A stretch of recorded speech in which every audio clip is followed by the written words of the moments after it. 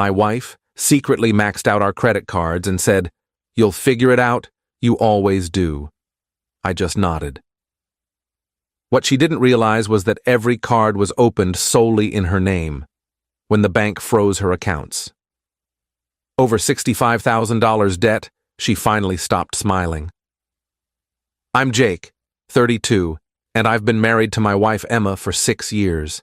We met in college, got married young, and for a while, things were good. Not perfect, but good enough. I work in IT security, pulling in about $95,000 a year. Emma worked part-time at a boutique until about 2 years ago when she decided she wanted to find herself and quit. I didn't love it, but I supported her. That was my first mistake. The spending started slowly. New clothes here, fancy dinners there, a weekend spa trip with her friends. I noticed our joint account was getting drained faster than usual, so I asked her about it one evening while we were watching TV. Emma, we need to talk about money. I'm seeing a lot of charges I don't recognize. She didn't even look up from her phone. I'm just treating myself a little. You're so uptight about everything. I'm not uptight. I'm concerned. We're supposed to be saving for a house. She finally turned to me, rolling her eyes. We'll figure it out. You always do. That phrase. You always do. It became her mantra for everything. Bills piling up? I'd figure it out. Car needs repairs? I'd figure it out. She wanted a vacation we couldn't afford? You guessed it. About 8 months ago, I started noticing credit card statements arriving at the house, except they weren't for cards I recognized. Capital One, Chase, American Express, Discover. I opened one out of curiosity, and my stomach dropped. $8,400 balance, in Emma's name only. I confronted her that night. Emma, what's this? I held up the statement. She barely glanced at it.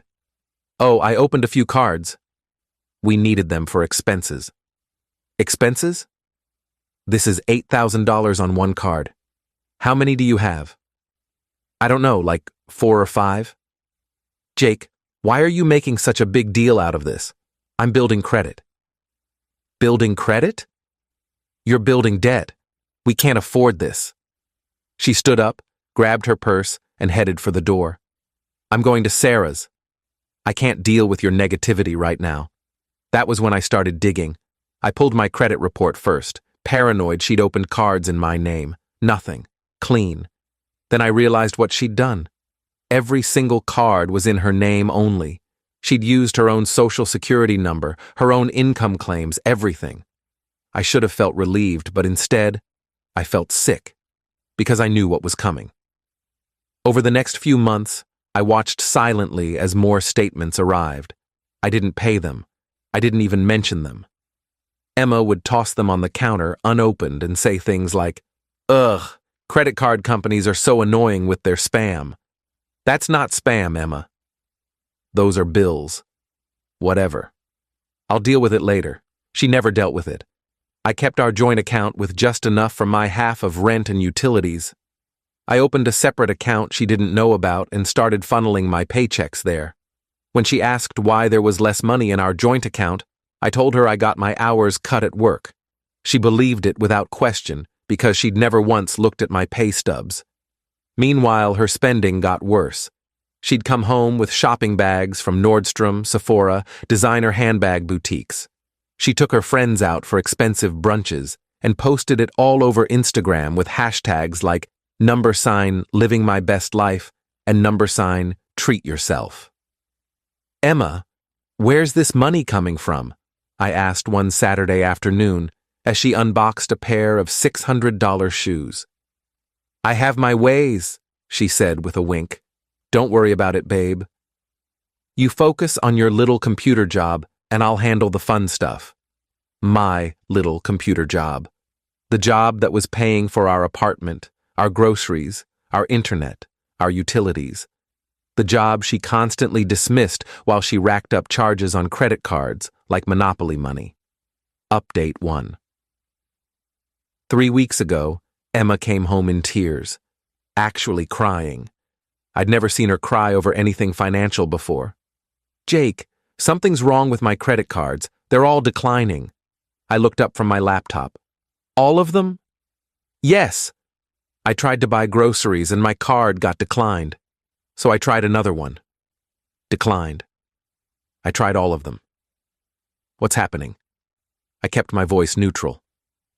Did you pay the bills? Her face went blank. I thought you were paying them. Why would I pay bills on cards I don't have access to, Emma? Because you always handle the money stuff. I handle our money stuff. Those cards are yours, in your name, your responsibility. She stared at me like I'd just spoken a foreign language. But I don't know how to deal with credit card companies. Then you probably shouldn't have opened 6 of them. Her tears dried up fast, replaced by anger. 6? I only opened 4. I count 6 different statements that come here monthly.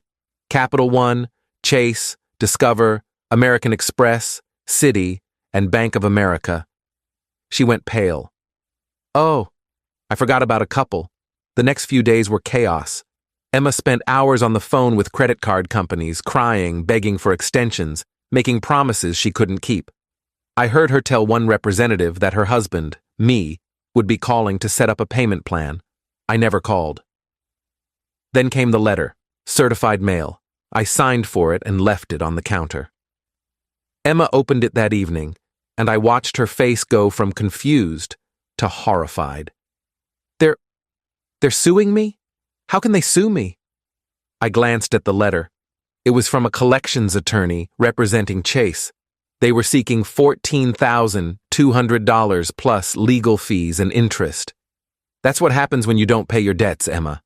But I don't have $14,000. I know. Well, can't you help me? I closed my laptop and looked at her directly. No. What do you mean, no? Jake, I'm your wife. And those are your credit cards, your debt, your legal responsibility.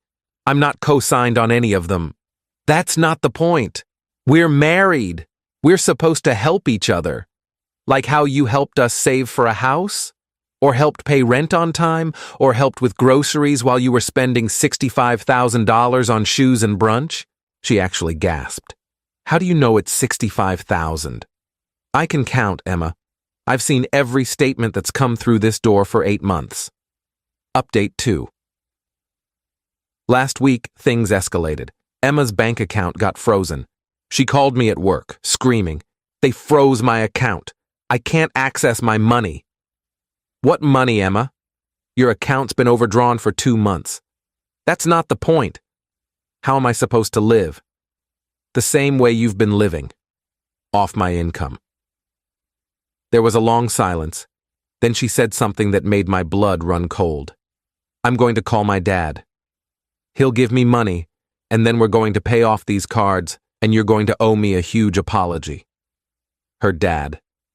The guy who'd never worked a real job in his life and was currently between opportunities. The guy who'd borrowed $3,000 from us 2 years ago and never paid it back. That guy. Good luck with that, I said, and hung up. She did call her dad. I know because he called me that evening. Jake, my daughter tells me you're refusing to help her with some credit card debt. That's correct. That's not very husbandly of you. Neither is spending $65,000 without telling your spouse. He sputtered. 65? She said it was maybe 10,000. She lied. He hung up on me. 2 days later, Emma moved out. Just packed 2 suitcases and left. No big fight, no dramatic exit. She just said, "I'm staying with my mom until you come to your senses." I didn't stop her. Update 3. Yesterday, Emma's mom called me. Unlike her ex-husband, Emma's mom is actually reasonable. Jake, I need you to know I'm not calling to take sides. I just need to understand what's happening. I explained everything. The cards, the debt, the lies, the frozen accounts, the lawsuit. There was a long pause. Then, She told us you gambled away your savings and she had to use credit cards to keep you both afloat. I actually laughed. I've never gambled in my life. But I can send you bank statements if you want proof. Please do. I sent her screenshots of everything. My separate account with $32,000 saved. Our joint account showing my consistent deposits and Emma's massive withdrawals. Credit card statements in Emma's name only. She called back an hour later. Jake, I'm so sorry. We had no idea. She's your daughter. You have nothing to apologize for. What are you going to do? I'm filing for divorce. She didn't try to talk me out of it. She just said, I understand. Final update. The divorce papers were served 3 days ago. Emma called me immediately, hysterical. You're divorcing me over money? I'm divorcing you over lies, over disrespect, over financial abuse. The money is just evidence. Financial abuse? Are you serious right now? You spent $65,000, told me I'd figure it out, refused to work, and lied to your parents about why we're in this situation. Yes, Emma. Financial abuse. She hung up on me. My lawyer says the divorce should be straightforward since the debt is entirely in her name and we kept our finances mostly separate. I won't be liable for any of it. She'll have to deal with the collections, the lawsuits, the frozen accounts, all of it. Alone. Emma's living with her mom now. According to mutual friends, she's working at Target and still insists I'm the villain in this story. She's told people I trapped her with credit cards I convinced her to open. No one who knows me believes her. Her mom reached out last week to apologize again and told me Emma's finally starting to understand the gravity of what she did. Apparently, she had a complete breakdown when the second lawsuit arrived, and her mom sat her down and explained that consequences exist. I'm not happy about any of this. I loved Emma. I wanted our marriage to work. But somewhere along the way, she decided I was an ATM instead of a partner. And when the money ran out, so did her interest in fixing things. I'm okay now. My savings are intact. My credit is perfect. I'm moving into a smaller apartment next month and actually excited about it. For the first time in years, I feel like I can breathe.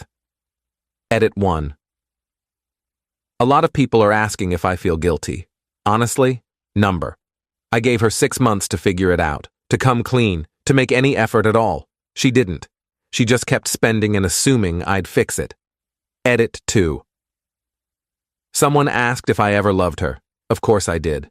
But love doesn't mean being someone's financial doormat. I learned that the hard way. Edit 3. Yes, I know some people will think I should have helped her anyway, but help requires the other person to acknowledge they need it. Emma never did. She just expected endless bailouts with no accountability. That's not a partnership. That's parenthood, and I didn't sign up to be her father.